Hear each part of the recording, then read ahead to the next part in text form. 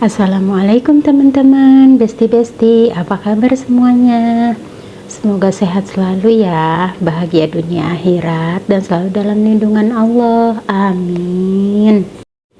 Nah, di video kali ini aku mau berbagi cerita tentang rutinitasku setiap pagi sebelum nenek bangun. Yuk kita lihat videonya teman-teman.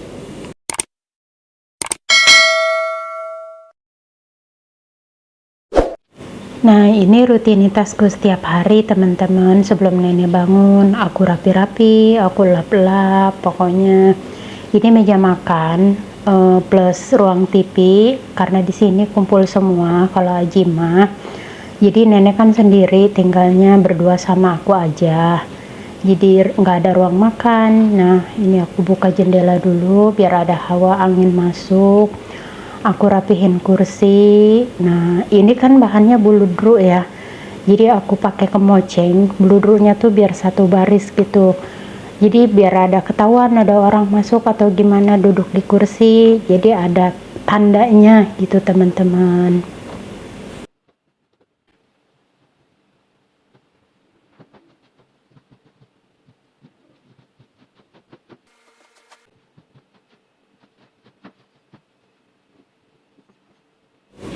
Ini aku bersihin meja juga, aku angkatin taplak mejanya, terus aku bersihin, aku bersih-bersih. Pokoknya setiap hari seperti ini teman-teman. Ada TV juga aku lap gitu. Nah, itu ada kotak obatnya nenek. Nenek setiap hari minum obat. Nah, ini aku mau vakum teman-teman. Tiap hari karpet itu harus dipakum. Ini aku mulai vakum, terus kolong-kolongnya juga harus divakum karena cucunya nenek suka naruh mainan tuh ke kolong-kolong gitu. Aku nemu lato-lato teman-teman di sini punya cucunya nenek, lucu dah. Ketawa sendiri jadinya kayak di Indonesia aja, ternyata di Arab juga ada lato-lato ya.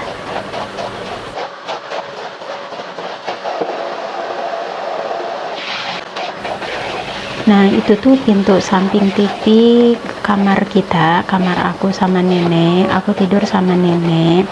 Di bawah itu kamar cuma satu, terus kamar mandi dua, kamar mandi aku satu, kamar mandi nenek satu. Di sini ruangannya kecil sih, alhamdulillah teman-teman, nggak kayak di tempat-tempat lain ya, 3 lantai besar-besar gitu.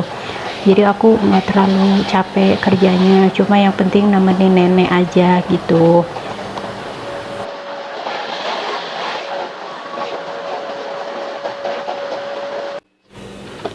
Ini aku pindah ke ruang sebelahnya nih teman-teman, samping meja makan gitu.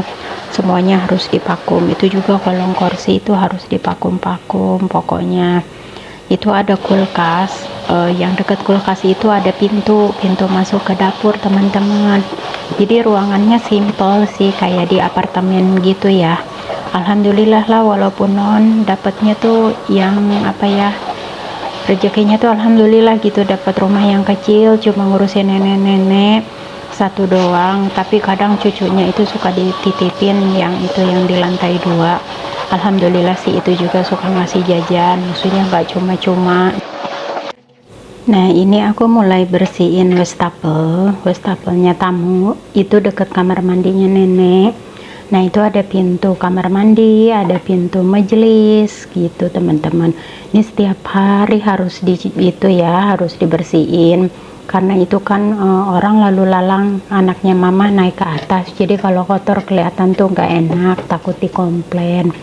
Ini aku sampai bawah-bawahnya. Ini kamar mandi nenek teman-teman, aku setiap hari cuci karena takut licin lantainya, harus selalu kering, harus selalu aku cuci. Nenek kan sendiri, badannya agak gemuk, jadi bener-bener super perhatian ya. Anak-anaknya kan udah nikah semua, udah pisah gitu, jadi dititipin nenek tuh ke aku. Jadi aku bener-bener harus super hati-hati karena jaga orang tua ya, apalagi di negeri orang, jauh dari keluarga, jauh dari teman. Kalau ada apa-apa tuh susah banget teman-teman. Masih untungnya itu di sini wifi itu 24 jam standby terus, nggak pernah dibatesin dan nggak pernah beli sendiri. Alhamdulillah lah, dapatnya baik banget, bersyukur banget gitu teman-teman. Intinya buat para TKW, jangan pernah putus asa, jangan lepas sholat, jangan lepas berdoa. Intinya itu, niatnya benar-benar untuk keluarga, untuk anak. Tujuannya apa waktu sebelum berangkat ke sini, itu tujuannya. Jangan pernah tergiur kabur-kabur, gaji gede gitu. Jangan, belum tentu di luaran sana itu enak, belum tentu di luaran sana itu gajinya benar-benar besar. Pokoknya jangan pernah ada pikiran kabur-kabur. Buat yang non, udah bismillah aja, nanti juga majikan itu pasti baik, walaupun pertamanya pelit, jahat, bawel atau gimana gitu teman-teman ya. Itu sih pesan dari aku juga non di sini ya.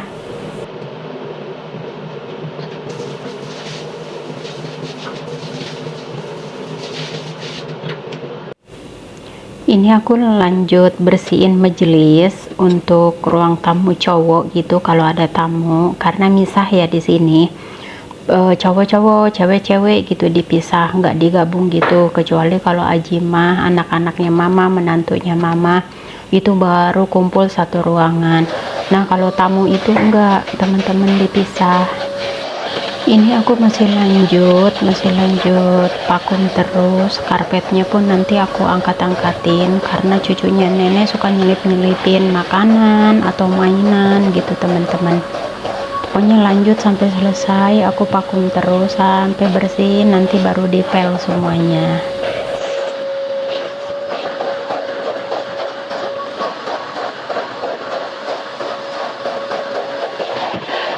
Nah setelah bersih-bersih semuanya, ruangan-ruangan, ruangan TV, ruangan makan, ruangan majelis, cuci kamar mandi, udah selesai semua, aku langsung ke dapur teman-teman.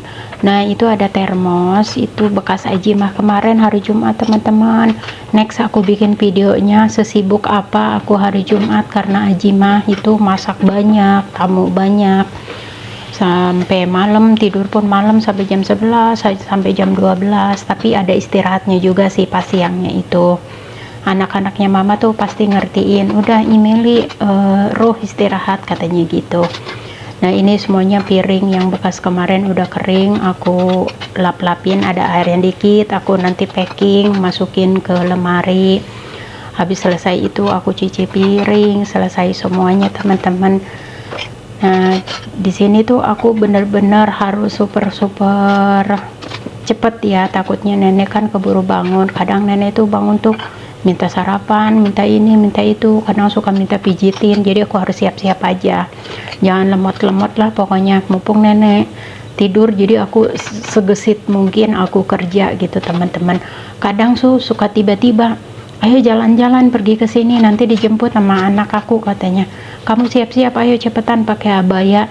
Nah kalau kerjaan kita udah selesai, udah enak, jadi tinggal pakai abaya aja, tinggal pergi tanpa nanti tuh mikirin kerjaan, oh di rumah numpuk gitu. Itu sih tipnya teman-teman ya. Nah ini keranjang piringnya udah gak ada, itu gak ada barang-barang, aku buang airnya, terus aku buang-buangin sampahnya. Aku mulai nyuci piring nih teman-teman, yang bekas kemarin malam ya, bekas Asya.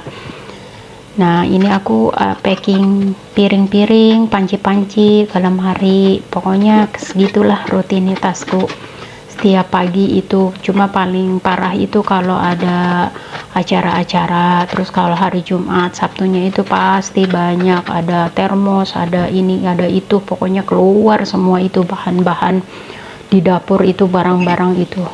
Pokoknya hampir semua TKW ya kayaknya hari Jumat itu pasti sibuk. Dan aku kalau lihat-lihat di grup Facebook tuh ngeluh ini, ngeluh itu, ngeluh ini, ngeluh itu, cuma aku liatin aja, ya mau gimana lagi, kita udah terikat kontrak 2 tahun ya, harus sabar, harus dinikmatin, ya udah ambil happy aja gitu.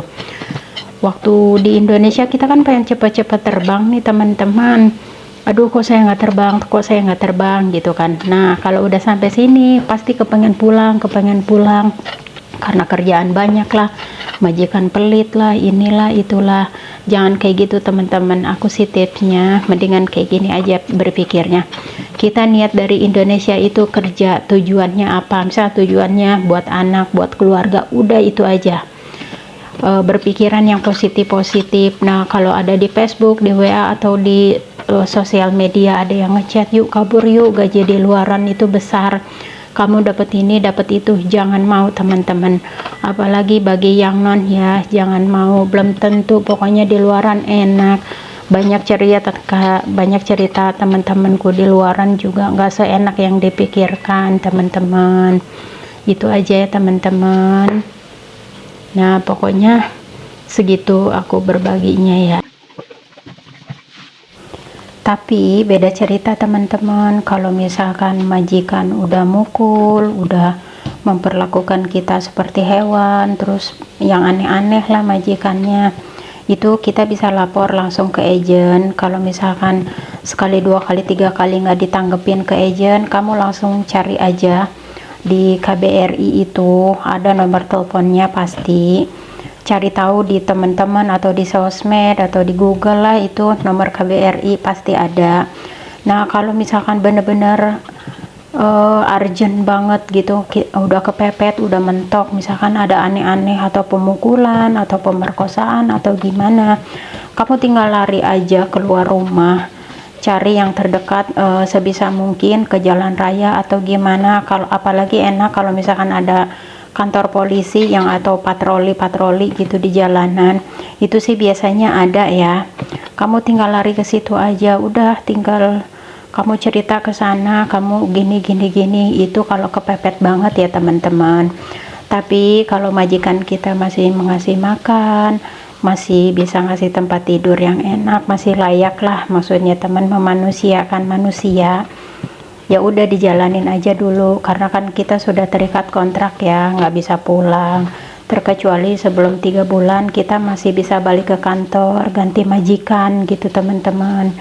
Balik ke kantor minta majikan yang baru itu boleh, tapi kayaknya setelah 3 bulan atau setelah 6 bulan itu udah nggak bisa deh teman-teman. Ya mau gimana lagi gitu, dijalanin aja. Atau nanti juga majikan baik lama-lama selama kitanya kerjanya bagus, selama kitanya gak aneh-aneh aja gitu. Nah, ceritanya sampai segini aja ya teman-teman. Kita berbagi pengalaman, berbagi cerita, pokoknya sesama TKW. Boleh komen apa aja pengalaman kalian, pokoknya pernah ngapain-ngapain aja boleh. Jangan lupa tonton terus di channel aku ya, semoga bermanfaat.